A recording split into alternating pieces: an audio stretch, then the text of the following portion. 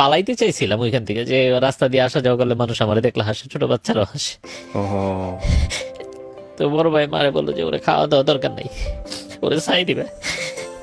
তখন আমি সিদ্ধান্ত নিয়েছি যে আমি আর বাড়িতে থাকবো না। তো ও আমার 500 টাকা ধার দিল। আমি আমার সীমাবদ্ধতার জায়গা থেকে এখন অনেকের জন্য অনেক কিছু করি, কিন্তু ওর ওই টাকাটা আমি কখনোই শোধ দিতে পারবো না। এই টাকাটা না হইলে ঘুরতে দেব। এই জন্যই আমরা বলি যে ওনার গল্পের আমি কিছু শুনেছি যে এই জন্য বলা আছে, প্রতিটা ধর্মেই বলে যে উত্তম কথা হচ্ছে ইবাদত, সর্বোত্তম ইবাদত। ওই যে ওনাকে বারবার বলতেছে না যে শ্যাওলার যে উদাহরণটা দিল, এটা যে কত বড় মোটিভেশন উনি দিয়েছে। কারণ গল্পটা তো আপনারা জানেন না এরপরে কী করতে যাচ্ছে, আমি জানি কি ভয়ঙ্কর একটা ধাক্কা খাবেন আপনারা। এবং এই যে 500টা টাকা, এটা হয়তো ওনার জন্য কিছুই না, কিন্তু এটা ওনার জীবনটাকে কি করেছে সেটা আপনারা যদি শেষ পর্যন্ত শোনেন তাহলে বুঝতে পারবেন। What a story. করবো। আমার বাবার 30 থেকে 40 জন কর্মচারী ছিল, যারা আমাদের বাসায় সবসময় খাওয়া দাওয়া করতো দুপুরে রাত্রে। আমি তাদেরকে কাকু বলে ডাকতাম। এর মানে এত বড় ব্যবসা ছিল লুঙ্গির।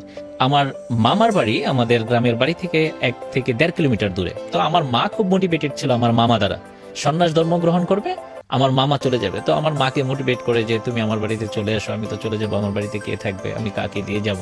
চলে গেলাম শ্রীনগর থেকে রামকৃষ্ণপুর গ্রাম, যেটা এখনো আমাদের গ্রামের বাড়ি, তালিমনগর গ্রামের নাম। তালিম মানে শিক্ষিত নগর। সো ওই গ্রামে আমরা যাই। ওই গ্রামে যাওয়ার 6 থেকে 7 মাসের মধ্যে আমার বাবা মারা যান। তো এইভাবে অনেকটা সময় কেটে গেল, 2, 3, 4 বছর। But then we been face the actual trouble. What is the money trouble is called. তা আমাদের তখন মানে আমরা 3 বেলা খেতে পারি না, মানে ফ্র্যাঙ্কলি আই এম স্পিকিং, আমরা 3 বেলা খেতে পারি না। আমার বড় ভাই তখন সবে মাত্র 86 সালে মেট্রিক পরীক্ষা দেয়। আমার বড় ভাই তখনকার সময়ে 86 সালে তখন কিন্তু হাতে গোনা হয়তো 10,000 ফার্স্ট ডিভিশন সারা বাংলাদেশে পেত। আমার ভাই he is one of them, first division ছিল তার, মানে এসএসসিতে সায়েন্সের স্টুডেন্ট ছিল। 16 বছরের একটা ছেলে, তখন আমাদের সংসারে হাল ধরে। ভাই সায়েন্সে পড়াশোনা করতো। কোম্পানিগঞ্জে একটা কলেজ ছিল, ওইখান থেকে বাবা মারা যাওয়ার পরে ভাই শুনে ওইখান থেকে সকালে আসছে। আসার পরে ভাই আর ওই কলেজে যায় নাই। উনি তখন আমাদের সংসারে হাল ধরে। ওই বিজনেস তো তখন ওনার মতো মানুষ চালানোর কথা না, 16 বছরের মানুষ। লুঙ্গির বিজনেস। এত বড় বিজনেস, 30 জন কর্মচারী ছিল তখন। আমার ভাই বুঝতো না, বাট টাকা পয়সা সবকিছু শেষ হয়ে গেল কোনো এক সময়।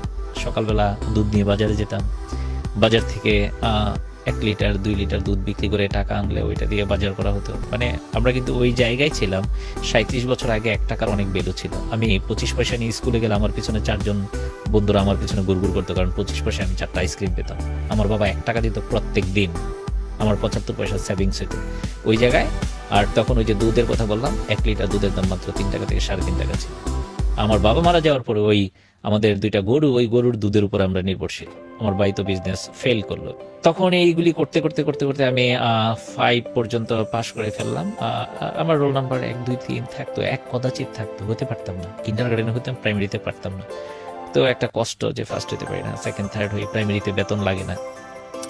এখানে বলে রাখি যে আমি এই পর্যন্ত আসছি, ঈশ্বর আমাকে নিয়ে আসছে।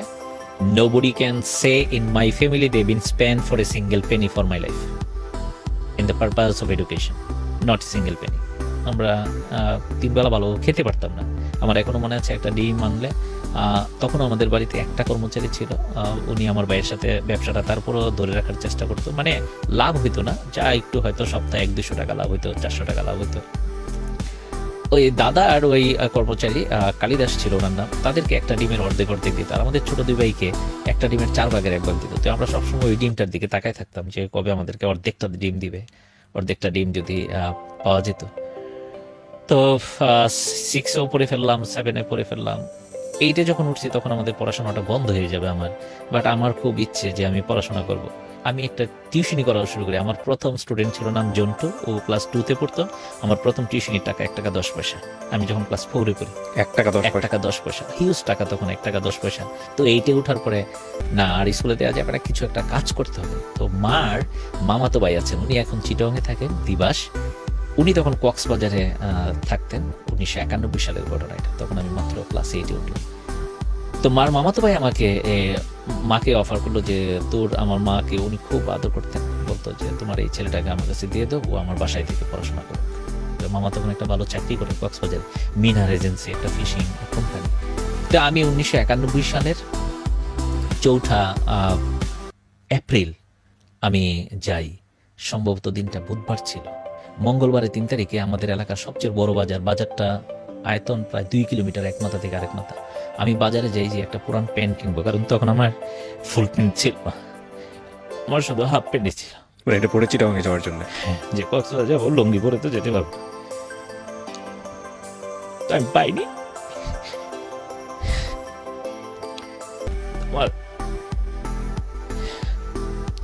আমাদের পাশের বাড়ির রিপন নামে একটা ছেলে ছিল, ওর একটা পুরো প্যান্ট ছিল, ওইটা 10 টাকা দিয়ে আমি কিনেছি, আমার ওই জমানো টাকা।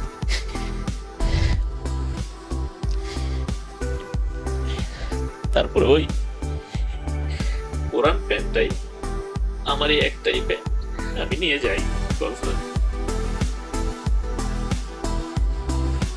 তো 91 সালে 29 এপ্রিল সোমবার ছিল, ঘূর্ণিঝড় হয় বাংলাদেশ। তখন তাই এত মোবাইল টেলিফোন টেলিগ্রাম এগুলি ছিল না, একটা টেলিগ্রাম অফিস ছিল, ওইটাও ঘূর্ণিঝড়ে শেষ হয়ে গেছে, অনেক লোক মারা গেছে, লক্ষ লোক। আমি সি বিচে গিয়েছিলাম, দেখতাম যে ড্রেউয়ের সাথে হাজার হাজার মানুষ বেশি আসতো বালু দিয়ে টাইকা রাখতো। আমার বাসা ছিল রুমালি, আসতো না, মানে আমার মামার বাসা। তো এখান থেকে যেতাম, দেখতাম যে কত মানুষ মারা গেছে। আমার মা তখন শুধু বিটিভি ছিল, আমার মা পরে এটা বলতো, আমার বলেছে যে টিভির সামনে সারাদিন বসে থাকছে, জানে না তো আমি বেঁচে আছি না মরে গেছি। তো এরপরে কোনো এক সময় যখন যোগাযোগ হয়, প্রায় 1.5 মাস পরে গাড়ি চলে, কারণ চিটং থেকে কক্সবাজার সবটা রাস্তা গাছে ব্লক করা ছিল, সব গাছ পড়ে। তারপর আমার মা বলছে যে না, আমি জায়গায় আমার সাথে থাকার দরকার। তো এর মাঝে আবার মামার অন্য ভাইদেরকে মামার সাহায্য করতে হয়, মামারও একটু প্রবলেম। তো মামা আমার শর্ত দিল যে তুমি ওই স্কুলে যদি ফার্স্ট হও তাহলে তোমার রাখবো না, তোমার রাখবো না। তো আমার খুব ইচ্ছে ছিল, ছোট মানুষ, যে গ্রামে কেন থাকবো, শহরে থাকবো, সারা দুনিয়ার মানুষ ওইখানে দেখতে যায়, আমি ওইখানে থাকতে পারতেছি। দাদুকে মামা ফোন করে বলেছে, ও চিৎকার চেঁচামেচি করে।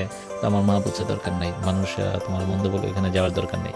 তো পরে আমার মার্কশিটটা মামাই পাঠিয়েছে যে আমি ওইখানে ফার্স্ট হয়েছি।